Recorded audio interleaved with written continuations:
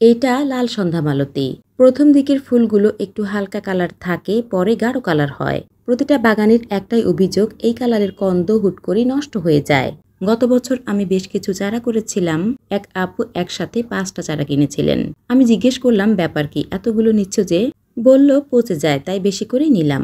লাল সন্ধ্যামালতী পচে যায় এটা জেনেও আমরা সংগ্রহ করি, বাঁচিয়ে রাখার চেষ্টা করি। বাগানিরা প্রতিটা গাছকে এইভাবে যত্ন করে নিজের কাছে রেখে শান্তি পায়। সন্ধ্যামালতীর বীজ থেকে চারা করতে হয়। গাছ বড় হলে গাছের নিচে কন্দ হয়, পরবর্তীতে সেই কন্দ তুলে আবার লাগালেও চারা হয়। ফেব্রুয়ারির শেষের দিকে দেখুন গাছের কোনো অস্তিত্ব নেই। টবের কিনার ঘেঁষে মাটি আলগা করে ভার্মিকম্পোস্ট 1 মুঠ আর 1 চা চামচের 3 ভাগের 1 ভাগ পটাশ দিয়েছিলাম। রাসায়নিক সার পরিমাণে বেশি দেওয়া যাবে না। এপ্রিল থেকে গাছ বের হতে শুরু করেছিল। মাশাআল্লাহ, এখন গাছ ভর্তি হয়ে ফুল ফুটছে। এখন আমার কাছে বীজ বা চারা কিছুই নেই।